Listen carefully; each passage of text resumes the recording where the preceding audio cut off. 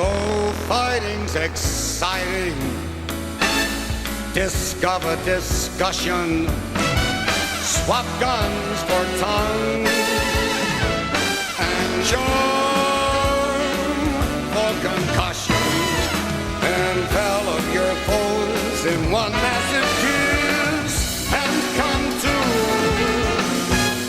the Saturday night Armistice.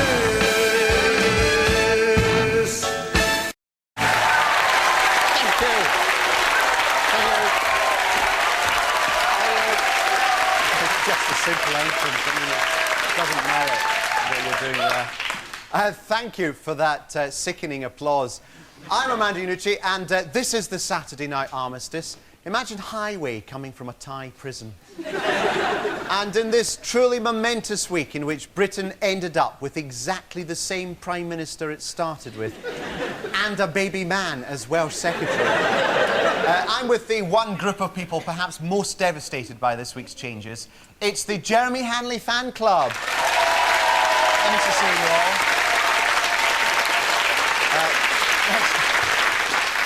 Nice to have you back on. I mean, you look upset. What did you feel like when you heard that he'd been chucked out of the cabinet? Angry, devastated, it's out of order. Out of order? Yeah. Really?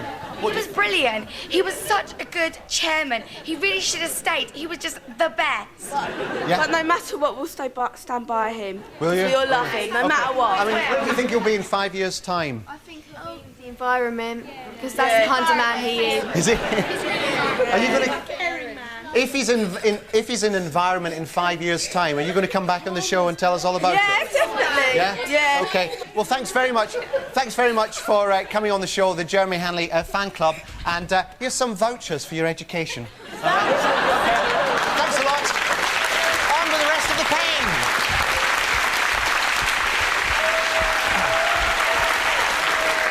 Thanks a lot. And by the Queen's cack, we've got a show for you tonight.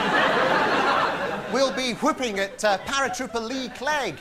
When he was released this week, people uproared in Ulster, throwing petrol bombs at cars, which was OK because the cars were coming towards them and they only had a split second to act in self-defence.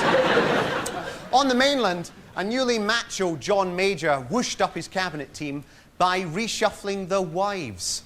At 11 o'clock on Wednesday morning, everyone threw their car keys into a garish Treasury fruit bowl and pulled out a new wife. And some successful cabinet members were quick to comment on the move. I'm very lucky. Meanwhile, in the summer heat, romantic Britain caught the light comedy mood and went prostitute crazy. More and more men revealed they paid for casual sex, and one city firm came under fire for encouraging this by installing a prostitute vending machine.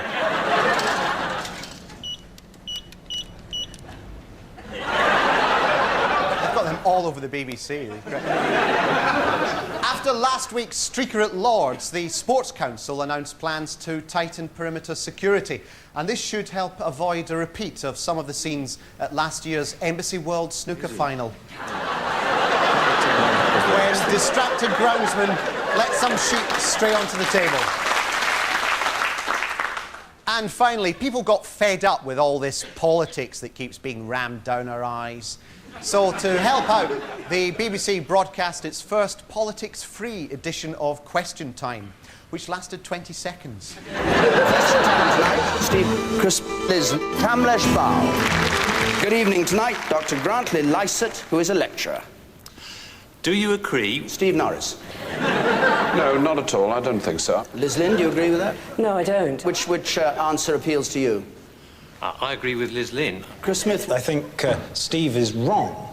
I agree with Chris entirely. Let's put that to a vote, whether you think it was right. So what? All right, I want to bring in one woman over there who's been very anxious to get in. Slack. Yes, I do. I never heard such nonsense. Good night.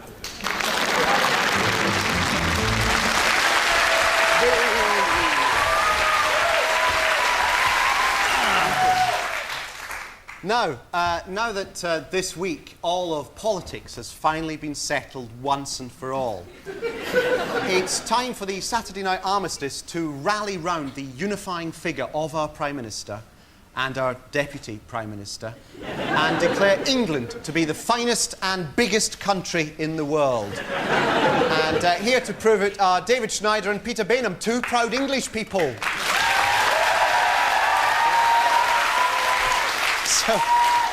So, starting with you, Peter, how English are you? Armando, I am as English as the slap of roast beef against Willow. David? Well, I'm as English as sipping tea whilst listening to The Who. And since we're straddling the two Wimbledon finals this weekend, tonight's programme is going to be umpired by our very own tennis official, Mr. Philip Dawsons. So Philip, at Wimbledon, how exactly do you ump? Well, Armando, it's basically a card index system. You see, I take along to every match 2 Rolodexes full of every possible tennis shot.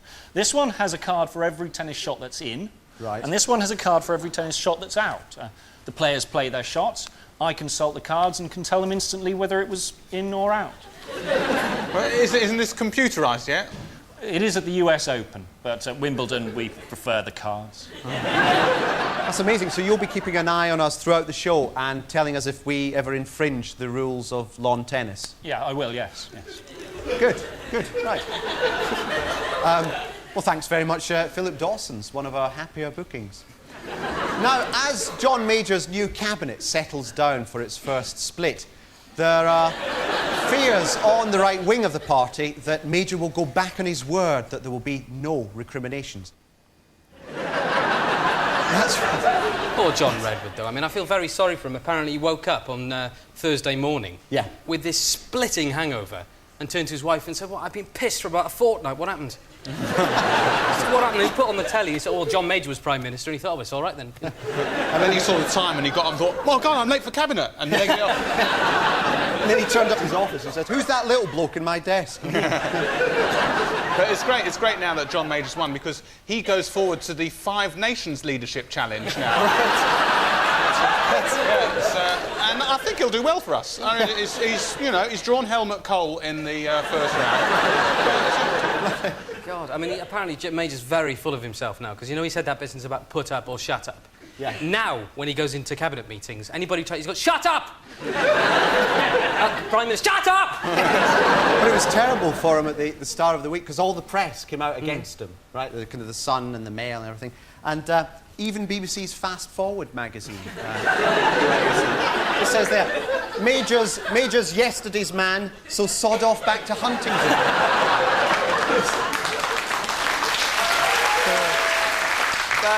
He still beat them, didn't he? I mean, nobody lost in the end. Heseltine, right? What did he end up with now? He's like first secretary to the cabinet, state, to the cabinet, deputy prime minister, yeah, and Robbie from Take That he is now. So he got the Robbie portfolio. That's right. I mean, he deserved the first secretary of state. He deserved that because he's got the best shorthand in the cabinet. Right. Absolutely. So Major called them all in and said, who can do Windows 5.1? And Portillo said, I've got an Amstrad, and they just laughed at him. And they say that this first secretary job, right, that's a nothing. But actually, if you ring the cabinet now, if you ring through, you get straight through to Michael Heseltine. Hello, John Major's government, can I help you? I'm afraid he's at a G7 meeting. Can I hold? Can you hold? Yeah. What swung it for Major in the end was his performance on Monday night to the backbench 92 group of Eurosceptics. John Redwood came on and just did a speech. But then Major came on and he did a really good music set.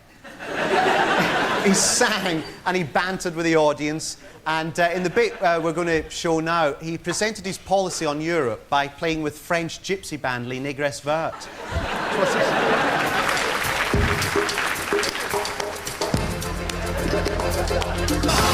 I've got it. I like it. And with your help, I'm going to keep it. Watch your hamstring muscles. Your hamstring muscles. Conditions for recovery are in place. It is time to shut up. Shut up. Shut up. I'm no longer prepared to shut up.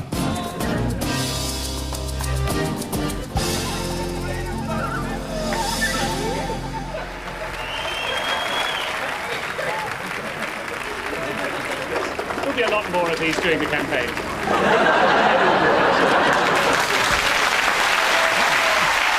Okay. Now, my job as presenter of the Saturday Night Armistice wouldn't be as pleasurable without the erotic puppet figure I always have by my side. So let's meet him now. He's been ravaged by a moth. He's a ball of textured cloth. He's Mr. Tony Blair. There he is. Come on down. Are you nervous? Down you come. Down you come. That's it. And all along. There we go. There we go. Mums. Right. Great. Mr. Tony Blair, what have you been up to this week? You've been to Moscow. You've got some documentary evidence. OK, let's have a look. I still don't believe it. My God! That's the Kremlin. What, you visited Lenin's body? It winked at you? Where did you go next? Hang on a minute. That's the Moscow State Circus. Tony Blair! What are you doing up there? What's that? You didn't use a net because nets are for girls? How did you pay for that? What, you found the money in a bum bag someone left in your office? Mr. Tony Blair, a fool in Moscow!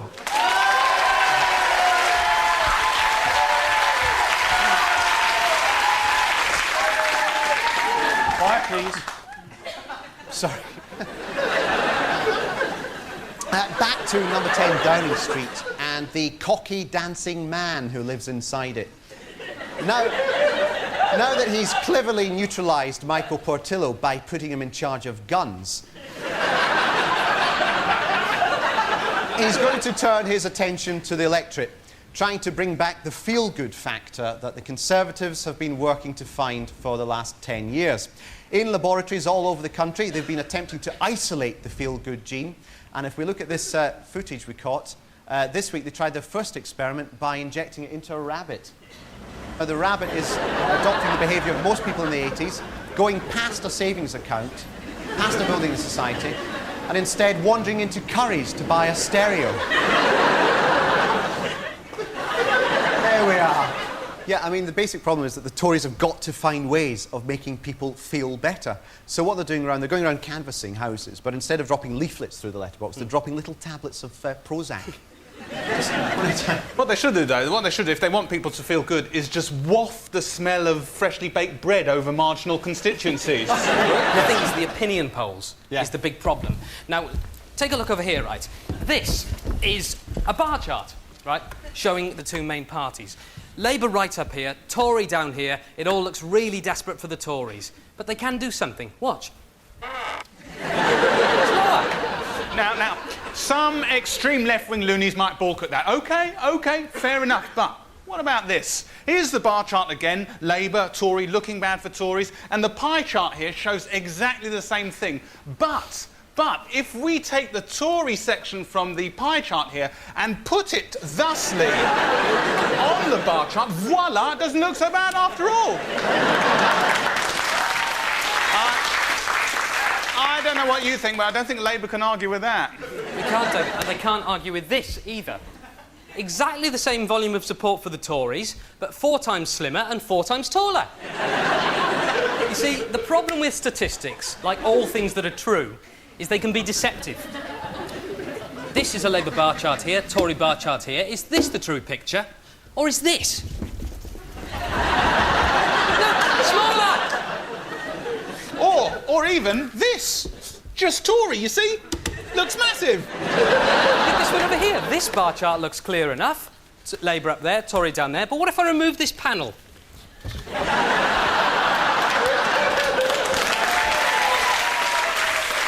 The Tory bar chart has learned to burrow downwards, you see. It's very good. You've got to look at the whole picture. Don't be fooled by appearances. What really counts with bar charts is not size or height or how big it is. It's what happens when you turn an oxyacetylene blowtorch on it. They may be ahead in the opinion polls, but there's no doubt about it, their bar charts burn far too easily.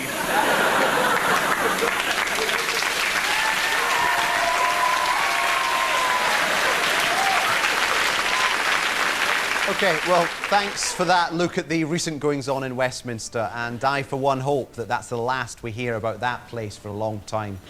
I mean, you know. But now it's time for crime, and this week the Home Office launched a pilot scheme to place electronic tags on offenders and paraded its first subject. There he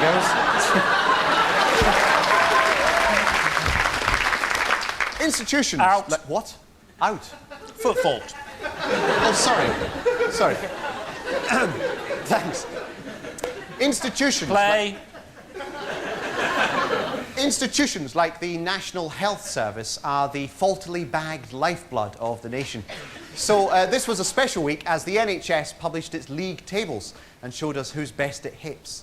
However, some hospitals have used controversial methods to move up the tables. For example, the Queen Alice Hospital in Birmingham, all of whose staff were discovered to be taking steroids. More scandal at the Royal Victoria Hospital, Leeds, who were arrested for taking cash from a Malaysian betting syndicate in order to throw their position in the table. And a secret police video filmed the staff receiving the money in a patient's flat. Now, the publication of the tables have led to attempts to freshen up the images of hospitals and disease camps everywhere. Markle General Hospital in Derby has appointed as its managing director Chris Evans.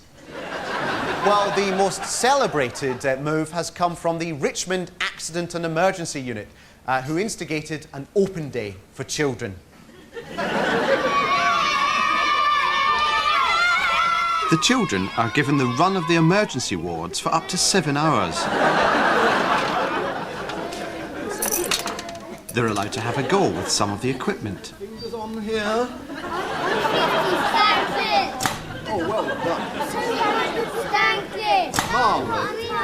Minor plastic surgery proves popular.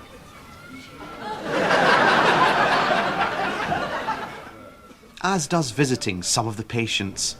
Now then, boys, would you like to see a naked lady? Yeah.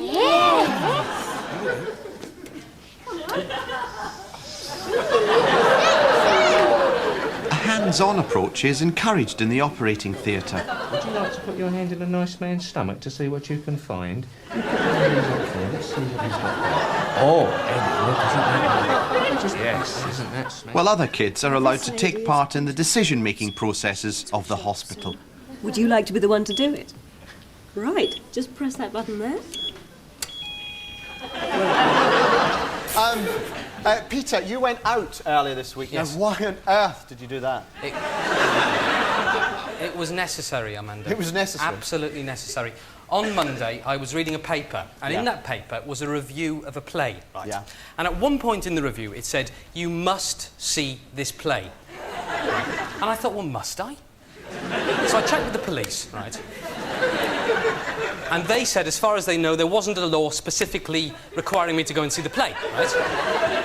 I felt I had been lied to. So I went outside. This is London's West End, an area world famous for glitz, glamour and the hot takeaway food of all nations. But are the streets of London really paved with gold? Or lies? I'm outside the Prince Edward Theatre, a venue more commonly associated with acting and applause than stomach-churning dishonesty. But take a look at this review. Crazy for you? You'd be crazy to miss it. Jack Tinker, Daily Mail. Can this astonishing claim possibly be true? Has walking past this play made you mad at all? Sorry? Do you feel mad having walked past this play? Do I feel bad? Yeah. No. You don't feel like indulging in cannibalism? You don't believe yourself to be Christ now? No. You feel basically fine. You don't feel too happy, really extremely happy, much more than a sane person should feel at all. Can you be sure? No, I'm fine. The Palace Theatre, where smash hit musical Les Miserables sells out with frightening regularity. But take a look at that. OK. Excuse me, are you going into this production? Yes. Yeah, are you prepared to fight me? Pardon? Will you fight me? I want your ticket. Will you fight me? I'll fight you. If I win, I keep the ticket. If you win, you keep the ticket. It's fair. Headbutts. I mean, I don't mind. I will take you all on. I will fight all of you for your tickets. Yeah, give me a ticket. I want to fight you now. I'm quite prepared to fight you, please. No, just give me the bloody ticket.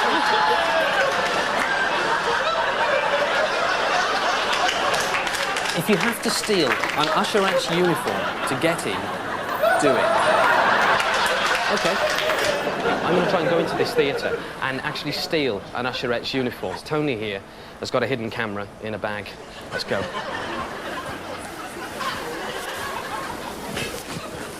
Sorry, quick, bloody hell.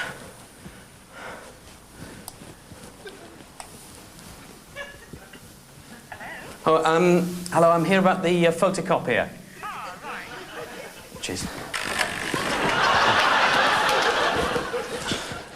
Right, Alistair Buchan. Now we're going to see you, Mr. Aston. What's this? Is a... ladies. Right. Go on, I've bloody got.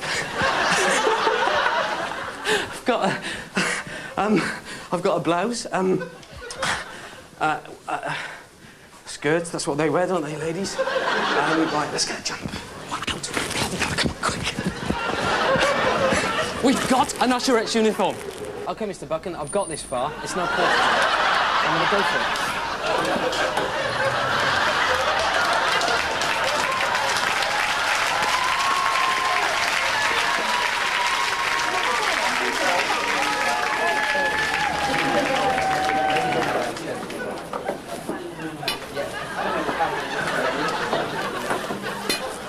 Yes, this way, please.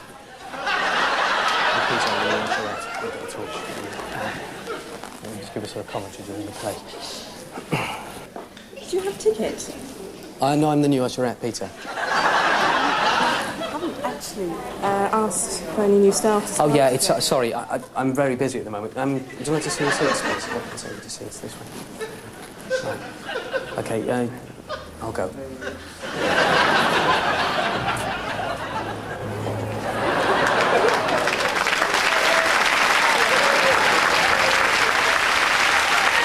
A weird and poxy debate about race has appeared in Wisden Cricket Monthly, a magazine normally meant for people interested in pads.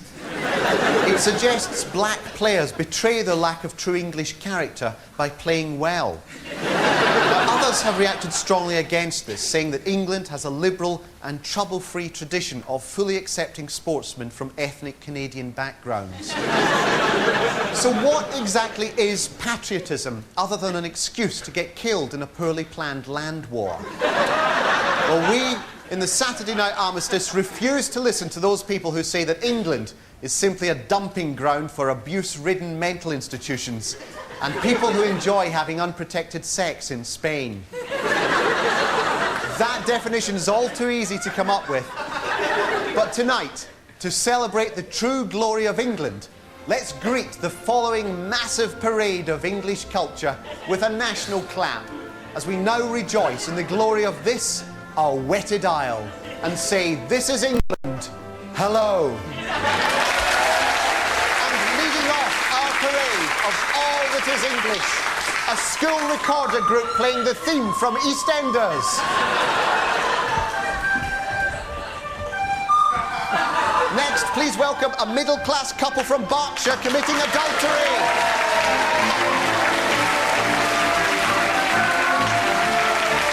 A woman from a village post office holding a jigsaw that's gone yellow in the window.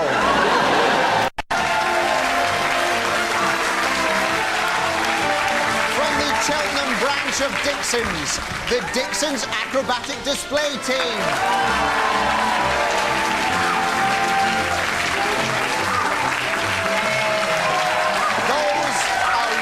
Toasters, some bell ringers, playing Park Life by Blur. Park Life. A woman from a naughty seaside postcard.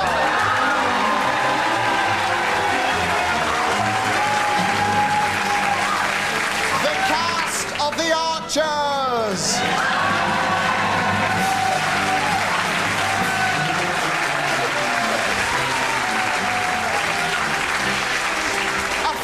Outside a pub.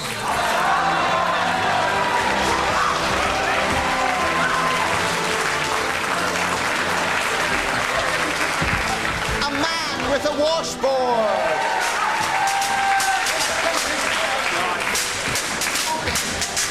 And finally, as a cascade of litter falls upon our English men and women,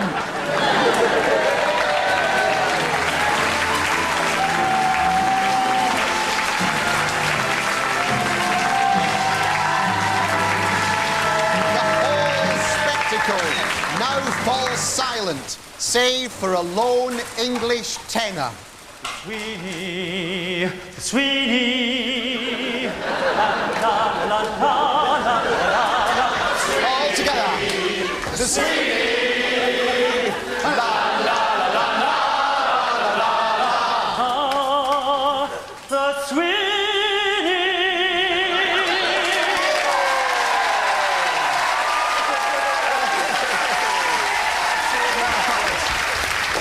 That is England. Look at this. A bag of crisps.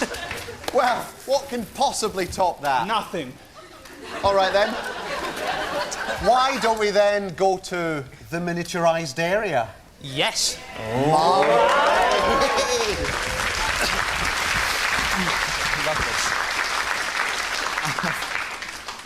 OK, what's wrong?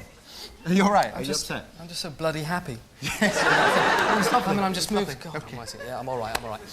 OK, it's time again to go cyber snooping in our miniaturised area. Just to remind you, via this little computer here, we do have access to every security camera in the world, somehow.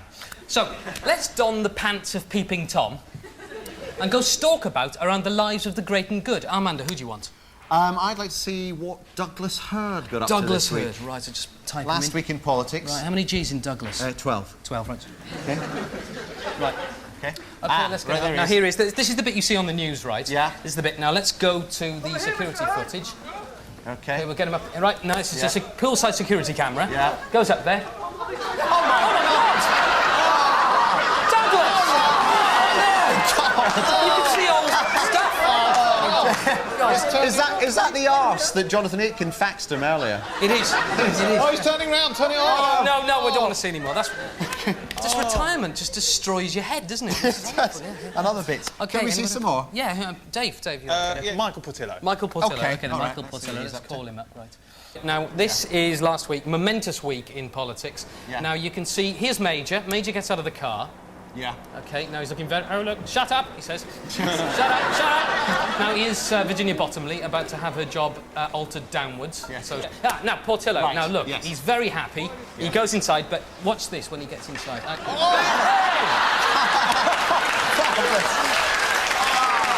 at John Major.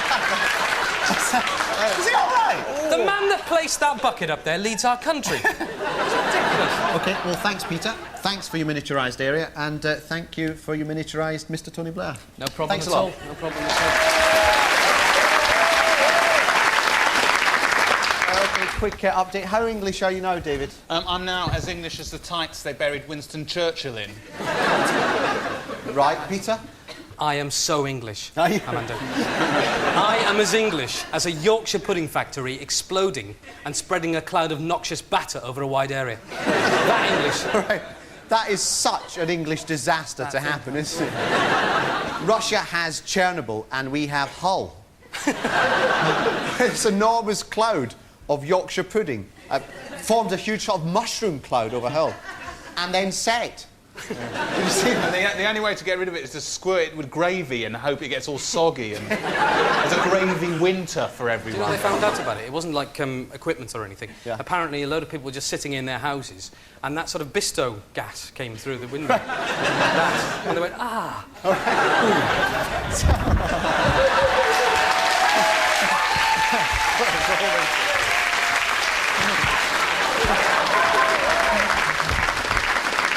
Now it's time to hunt the old woman!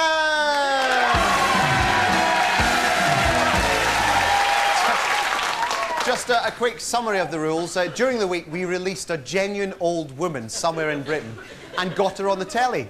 Now, just to refresh your memory, here's what she looks like. This is on the Steve Wright People Show a couple of weeks ago. There she is there. Now, what we did is we asked you to hunt her throughout the week and ring in when you found her on the telly. And we've got some calls and letters from people all over the place. So let's go through to some of our callers. Can we have the caller on line 1? Hello there. Hello, who's that? This is Simon. I'm down in Kent. You're down in Kent? Yeah. All right, where did you see our old woman? I saw her behind the shoulder of Lord Archer. What time did you see her? 5 o'clock during the major elections. Oh, right, that was a big day. That was that Tuesday, right? Let's see if you're accurate. There she is! Okay. Okay, I can verify that that's true, but we did show her actually earlier on that day, so you don't win our star prize tonight. Let's go to call 2. Hello. Hello, who's that? It's Ant Higgins. Where did you see our old woman?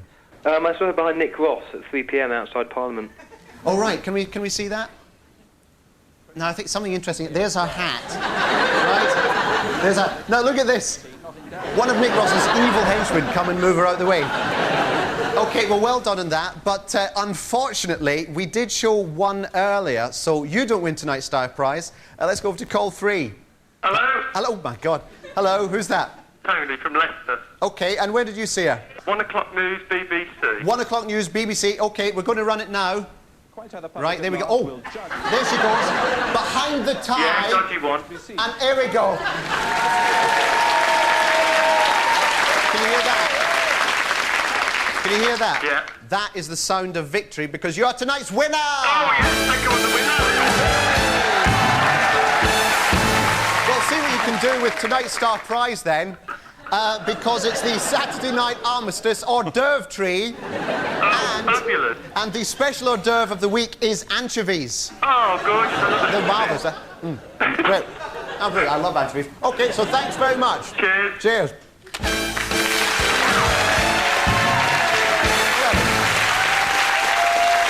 Just lovely actually seeing the pictures of, there it is, College Green down there, because this week things got even wilder. With all these people coming up, it's turning into a sort of tourist attraction. So much so that Madame Tussauds have now made a waxworks at College Green in their building, which consists of about 150 wax MPs all standing about like this. If you drove just round here last week, it was like going to a safari park. Like you drove through, suddenly there's an MP, he's leapt on your car, he's showing his bottom, there's your windscreen, grabbing the windscreen wiper. They always do that, Yes, they just think it's a camera. But I mean, if you look at actually, what I think is really good, if you look down here, right, you can just make out the special toilets they had to build there. You could. Oh, yeah. Apparently, the toilets at Glastonbury had nothing on these places. Absolutely disgusting, and you can't use them. I mean, I was watching an MP being interviewed on the 1 o'clock news the other day, and just in the background you could make out Theresa Gorman pissing against a tree. Disgusting. There is actually a waxwork of that in Madame Tussauds. Yeah, What? What? Out. What are you talking about? Well, I'm just going to have to disqualify you all because I've been checking through my cards and I've just found that none of you are actually English. Not at all. I mean, Peter, where are you from? Cardiff. Cardiff in Wales? Yes, that Cardiff. Yes. So you're from Wales? Technically, but I'm as English as the next Welshman. You David? Yeah. I'm Austrian Jewish English, sort of. And you? Armando Iannucci? What, me, governor? Me old pie? Me? Yes. You expected everyone to believe you were English, but you made 2 fatal errors. 1, having a Scottish accent, and 2, having an overtly Italian name. So, I'm sorry, but I'm going to have to disqualify you all. None of you are English. Come on, out. Out. You are the most corrupt umpire in this programme.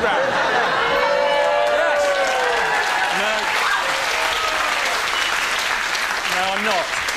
I'm not. No, I tell you, if I had a girlfriend, she'd slap you. Look, please, I must disqualify you because I'm going to have to replace you with a new team, a proper English team, made up of the snobby toff, a real cockney, and a bulldog. So, please go. New hosts, please. That's all from the Saturday Night Armistice this week. There's no show next week because BBC 2 will be celebrating the 10th anniversary of Live Aid with some fantastic repeats of Status Quo. See you in 2 weeks.